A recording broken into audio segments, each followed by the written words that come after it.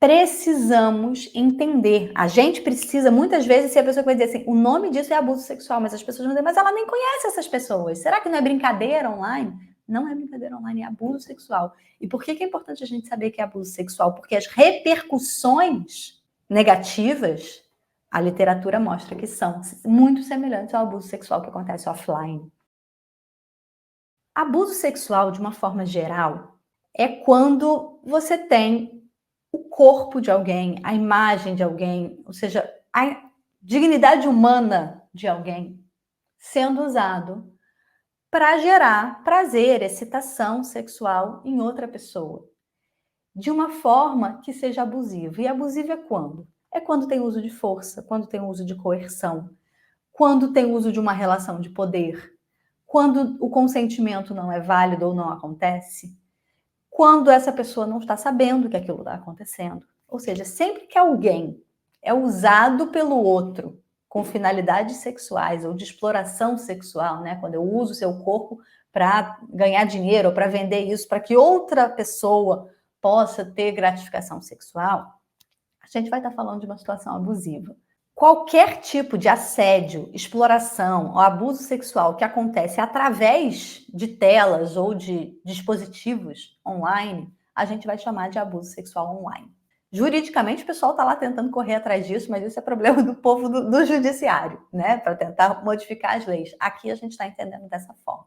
E aí, abuso sexual online pode ser desde enviar a alguém comunicações indesejadas sobre sexo, comentários de ódio baseado em sexo, questões relacionadas à identidade de gênero, orientação sexual, mesmo que sejam entre amigos, enviar a parceiros, amigos conhecidos ou estranhos solicitações indesejadas. Ah, me manda uma foto sua nua, né? Uma foto de nude.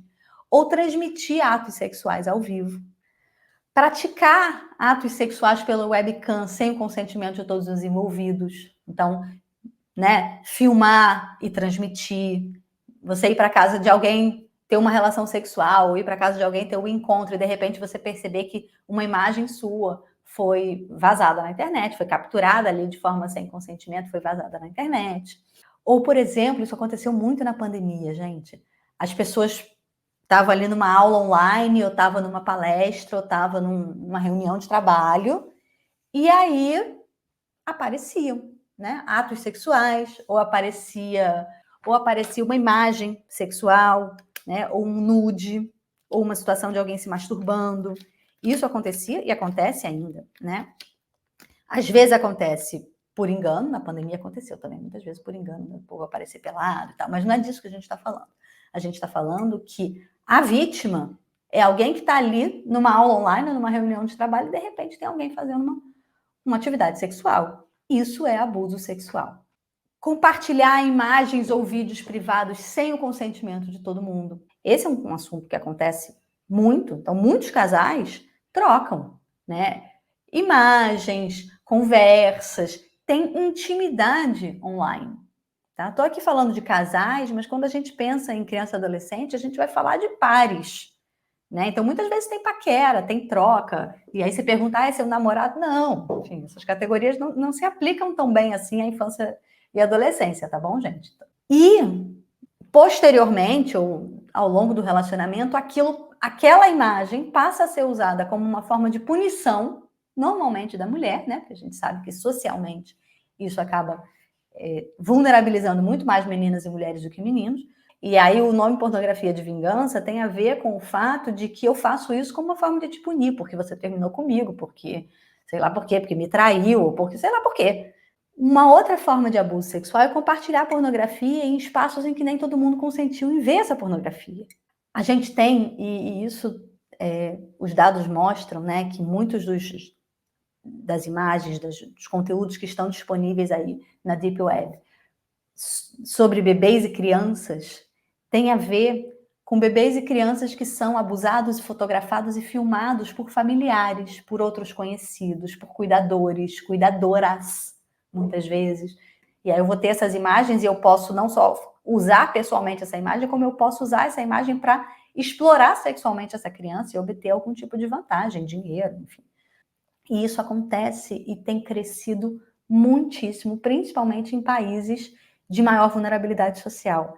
né? Então, crianças em situações de vulnerabilidade social, muitas vezes em famílias em situação de vulnerabilidade social, recebem ofertas do tipo, me manda umas fotos, uns vídeos das crianças aí em volta e eu te dou X dólares.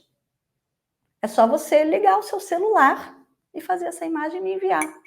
Uma outra forma de abuso sexual que acontece são imagens produzidas entre pares. Às vezes não consensualmente, por parceiro íntimo que filmou sem isso estar sendo combinado, ou que filmou isso estava sendo combinado e depois compartilhou de uma forma que não tinha sido combinada, né? Ou uma filmagem escondida, sabe aquela brincadeira do vou botar um celular no banheiro das meninas, né? E agora eles conseguem botar um celular ali embaixo da carteira da coleguinha. E também a gente viu recentemente um caso de uso da inteligência artificial para gerar imagens de pessoas que nunca produziram, imagens que nunca foram produzidas na vida real, mas que foram produzidas virtualmente. A gente viu esse caso no colégio do Rio de Janeiro, né? 2 colégios grandes do Rio de Janeiro passaram por isso, em que um grupo de meninos resolveu fazer nudes das amigas, né? Já que elas não mandavam nudes para eles resolveram fazer os nudes por inteligência artificial. E às vezes nem fica claro, nem para a vítima, nem para os familiares da vítima, nem para a escola, nem para ninguém, que isso é abuso sexual. E isso tem que estar claro para nós, profissionais de saúde. Então, se essa pessoa, se essa menina passou por isso, tem uma série de medidas para protegê-la, né? Porque o que acontece é que na internet ela vai ser revitimizada em vários momentos, porque essa imagem continua lá, e mesmo que ela não tenha acesso a onde é que está essa imagem, ela tem a ideia de que essa imagem pode aparecer a qualquer momento. Então, é uma continuidade do trauma, e também a gente vai precisar trabalhar com a ideia de que aquilo foi um trauma. A literatura mostra que muitas das dinâmicas abusivas, né, de abuso sexual, já conhecidas por nós, elas também aparecem no ambiente online, né? Mas nós temos também o aparecimento de novas dinâmicas. Então, muitos dos agressores continuam sendo pessoas da família, pessoas que essa pessoa conhece, pares, parceiro íntimo. Todos esses agressores, que são os agressores normalmente, né, relacionados a abuso sexual, violência sexual, da vida offline, eles também cometem abusos na vida online. Isso continua acontecendo. E aí, a gente vai ter ainda, adicionalmente, outras dinâmicas que começam a se estabelecer. E é para elas que eu estou principalmente chamando a atenção. Então, assim, aí eu tenho uma criança que está em casa jogando na internet, está em casa falando com os amigos pelo WhatsApp, pelas redes sociais que eles usam lá, Discord, Slack, sei lá. Essa criança está segura de abuso sexual? Porque muitas vezes para os pais parece que ela passa o dia no quarto. Ninguém está abusando sexualmente dela, está trancada, está protegida. Não transa com ninguém virgem. E aí a minha pergunta para vocês: quem pergunta sobre isso regularmente para o adolescente, para a criança? Vocês perguntam? Vocês trazem esse assunto ativamente, porque precisamos trazer ativamente. Então, precisamos perguntar sobre situações que acontecem online, precisamos conhecer um pouco mais essas situações para fazer perguntas melhores, e esse é o objetivo dessa aula aqui. E aí a gente poder orientar um pouco melhor esses pais, ou nós, profissionais de saúde, estarmos ali numa posição de poder conversar sobre isso. Né? Que a gente sabe que no abuso sexual, a criança ter, ou o adolescente ter alguém de confiança com quem conversar, muitas vezes é o que faz aquilo parar. A gente tem um fenômeno também super importante, que é o fenômeno chamado de grooming. O que é grooming? Grooming pode acontecer tanto offline quanto online. Grooming é alguém que se aproxima e vai construindo uma relação de confiança dessa criança, com esse adolescente, com essa pessoa de forma geral, para eventualmente estabelecer uma relação que vai ser abusiva. E quem são as pessoas mais vulneráveis para o grooming? São as pessoas que estão mais, vou usar terminologia leiga, carentes. Carentes de forma geral. Então, pessoas que estão em situação de vulnerabilidade social, em situação de vulnerabilidade familiar. E quando eu falo de vulnerabilidade familiar, eu não estou falando só de famílias desestruturadas, que têm violência, tudo isso, claro, vulnerabiliza muito mais, né? Se eu estou vivendo violência em casa, Para quem que eu vou contar que tem uma pessoa com quem eu estou conversando? Mas a gente está falando de vulnerabilidade familiar, também aquelas famílias que aparentemente estão ótimas, mas que tem uma criança na internet dentro do quarto e os pais estão fazendo alguma outra coisa. E não tem a menor ideia do que está acontecendo lá. Isso também é uma criança em situação de vulnerabilidade familiar. Em termos de quem são as vítimas, né? A maior parte das vítimas, e as vítimas mais frequentes de todos os tipos de abuso, são meninas, tá? A pandemia é considerada um marco do crescimento dessas novas dinâmicas. Por quê? Porque a gente passou a ter muita gente em casa, um consumo muito maior de conteúdo online, uma tecnologia que cresceu muito, né? Então as possibilidades de streaming, tudo isso aumentou muito, a troca de informações online aumentou muito, isso passou a ser muito mais corriqueiro para todo mundo. E o que a gente tem visto crescer de forma exponencial no pós-pandemia? Imagens autoproduzidas. Hoje em dia, a maior parte das imagens, e aqui eu estou usando dados do relatório anual de 2021 da Internet Watch Foundation, e vem falando que imagens autoproduzidas, hoje em dia, já são mais de 60% das imagens disponíveis. Então, são imagens que acontecem, muitas vezes, produzidas pela própria criança e pelo adolescente, ou transmitidas daquele celular que está ali disponível, daquele gadget qualquer que está ali disponível. Isso é fundamental para nós, profissionais de saúde. Qual é a faixa crítica? Grande maior parte, né? 70% desses vídeos são de meninas entre 11 e 13 anos. 70%. E onde que elas estão? Nos seus quartos ou em algum outro cômodo do ambiente doméstico, banheiro, enfim. Qual é a faixa crítica onde está concentrada a maior parte dos vídeos autoproduzidos ou imagens, fotos autoproduzidas de crianças na internet?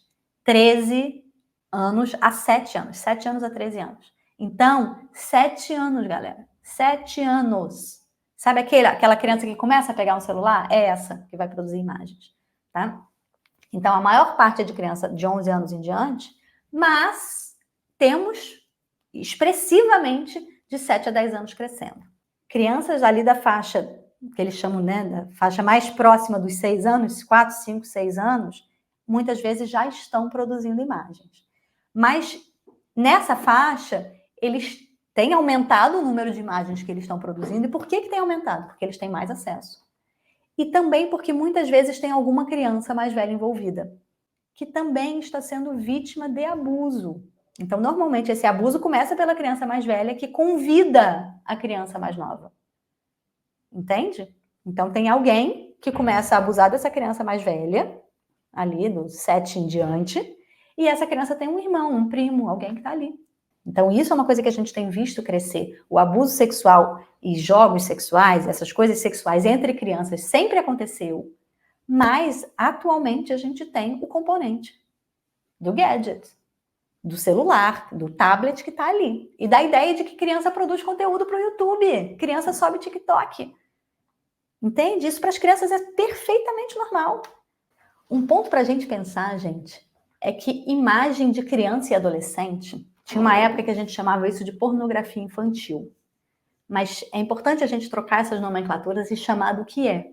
Porque elas não são pornografia infantil. Pornografia é lícito. Pornografia é uma coisa que se produz na cultura, né? Enfim, falemos de pornografia num outro momento. Mas assim, pornografia não é pornografia envolvendo criança. Porque isso atenua o que está acontecendo. Elas são imagens de abuso sexual. Mesmo que essa criança tenha tirado a foto dela mesma. É abuso sexual. Por quê? Porque essa criança não é capaz de consentir. Esse adolescente não é capaz de consentir.